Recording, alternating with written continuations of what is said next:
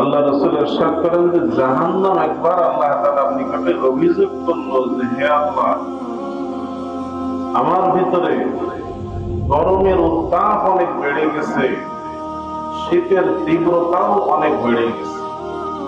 জাহান্নামের দুইটা সাইড, একটা সাইড হলো ঠান্ডার সাইড আর একটা সাইড হলো গরমের সাইড। গরমের তীব্রতা এত বেড়ে গেছে যে আমার এক অংশ আর এক অংশকে খেয়ে যায়। আগুনের লেলিহান শিখা এত বেড়ে গেছে এবং জাহান্নাম আল্লাহ তাআলার কাছে অনুমতি চাইল যে আল্লাহ, আমি গরমের সাইড থেকে একটা নিঃশ্বাস ছাড়তে চাই আর ঠান্ডার সাইড থেকেও একটা নিঃশ্বাস ছাড়তে চাই, যেন আমার ভিতরটা একটু হালকা হয়। নবী করিম সাল্লাল্লাহু আলাইহি ওয়াসাল্লাম ইরশাদ করেন, আল্লাহ তাআলা অনুমতি দিয়ে দিলেন। অনুমতি দেওয়ার পরে গরমের সাইড থেকে একটা নিঃশ্বাস জাহান্নাম ছাড়লো। ওই গরমটাই আমরা যে গরম অনুভব করি, যে গরমের প্রচন্ডতা, সারা বিশ্বে যে গরম, এই গরমের মূল উৎপত্তি স্থান হলো জাহান্নাম। জাহান্নাম থেকে মূল গরমটা আসছে। এমনি ভাবে শীতকাল আমাদের সামনে হাজির হয়ে গেছে। এই শীতের উৎপত্তি স্থল হলো জাহান্নাম। জাহান্নামের একটা সাইড হলো ঠান্ডা। জাহান্নামে যেমন গরমের আযাব দেওয়া হবে, এমনি ভাবে জাহান্নামের ভিতরে ঠান্ডার আযাবটাও দেওয়া। গরমে জাহান্নামীরা পড়তে পড়তে এক পর্যায়ে যখন বলবে, যার সহ্য করতে পারছি না, আমাদেরকে একটু ঠান্ডার ভিতরে যাওয়ার ব্যবস্থা কর। তো ঠান্ডাও দেওয়া হবে, কিন্তু সেটাও এমন ঠান্ডা সেখানে দেওয়ার সাথে সাথে তাদের শরীরগুলো বরফ হয়ে যাবে। ওটা আরো বেশি আযাব, কোনোটার থেকে কম না। আবার অস্থির হয়ে বলবো, একটু গরমে নিয়ে চলো। জাহান্নামের আগুন দুনিয়ার আগুন থেকে 70 গুণ বেশি তেজ।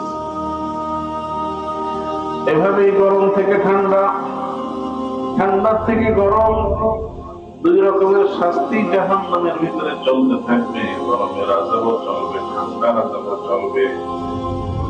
গরম তেমন গরম যা আমরা কল্পনাও করতে পারি না। হাদিসের ভিতরে আসছে, জাহান্নামকে 3000 বছর জ্বালিয়ে জ্বালিয়ে গরম করা হয়েছে। 1000 বছর আগুন জ্বালানোর পরে জাহান্নামের আগুনটা সাদা হয়ে গেছিল। আল্লাহ রাব্বুল আলামিন বললেন, আরো 1000 বছর জ্বালাও। জাহান্নামের ফেরেশতারা, দায়িত্বশীল ফেরেশতারা আরো 1000 বছর ধরে জ্বালানো। জাহান্নামের আগুনের বর্ণ লাল হয়ে গেল। এরপরে আরো 1 বছর ধরে জ্বালানো হলো। জাহান্নামের আগুনের বর্ণ এখন কালো অবস্থায় আছে। গরম এমন গরম যে আমরা কখনো কল্পনা করতে পারি না। এজন্য হাদিসে আসছে, জাহান্নামকে যদি শরীরের ছিদ্র পরিমাণ ছিদ্র করে দেওয়া হতো, ওই জায়গা দিয়ে যদি গরম বের হয়ে দুনিয়াতে আসতো, তাহলে সমস্ত দুনিয়ার মানুষ জ্বলে পড়ে ছারখার হয়ে যেত।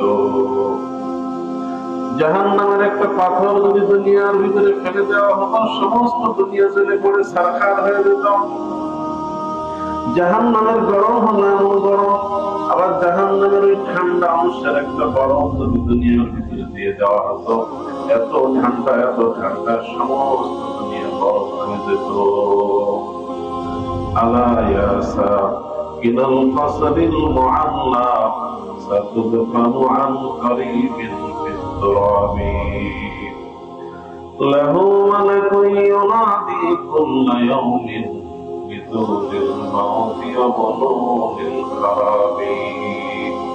এজন্য এক কবি ডেকে ডেকে বলছেন, এত সুন্দর প্রাসাদে আমরা বসবাস করছি, আখিরাতের কথাটা যেন ভুলে না যায়, কবরের কথাটা যেন ভুলে না যায়।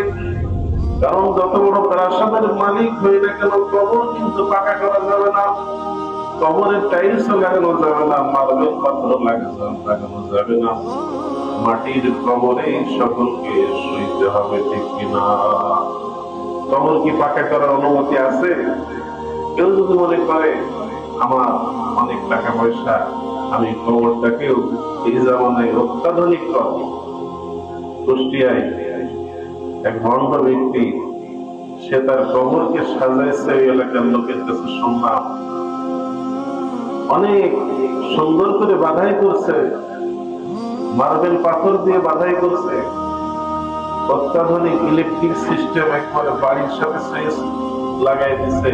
সন্তানাদিকে বলেছে যে সন্ধ্যা হলে সুইচটা দিয়ে দিবা, আর ভিতরে অনেক রকমের রঙের লাইট লাগাই দিছে, যে সন্ধ্যা হলে এখান থেকে টিপ দেবে আর কবরে বাতি জ্বলবে। বলেন নাউজুবিল্লাহ। এই বাতি দিয়ে কবরে কোনো কাজ হবে না, এটা বেদাত, এটা হারাম। এই তরিকায় কোনো কবর দেওয়ার অনুমতি নাই। কবর হবে স্বাভাবিক, কবর হবে স্বাভাবিক।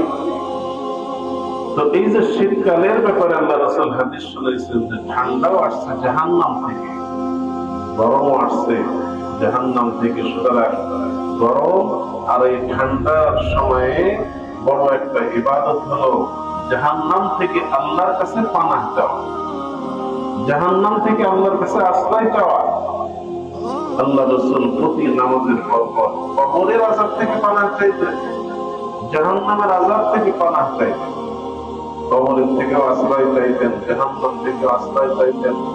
দোয়া শিখিয়ে দিয়েছেন আমাদেরকে যে ফজরের পরে 7 বার আল্লাহ পড়বে আল্লাহুম্মা আজিরনি মিনান নার।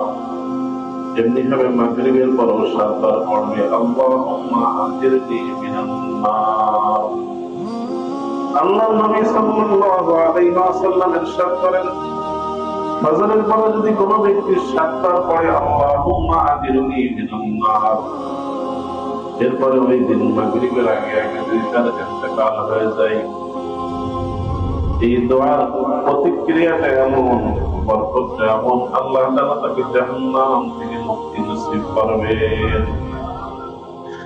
অনুরূপভাবে যদি কোনো মুমিন ব্যক্তি মাগরিবের নামাজের পরে 7 বার এই দোয়া পড়ে আল্লাহুম্মা আজিরনি মিনান নার, আর ফজরের আগে আগে তার ইন্তেকাল হয়ে যায়, আল্লাহ রাব্বুল আলামিন জাহান্নাম থেকে মুক্তি নসিব করবেন। আল্লাহুম্মা আজিরনি মিনান নার 7 বার পড়তে হতে 1 মিনিট সময় লাগবে। 1 মিনিট সময় নিয়মিত আমল যদি করি, হতে পারে এটাই আমার জাহান্নাম থেকে মুক্তির কারণ হয়ে যাবে। সুবহানাল্লাহ।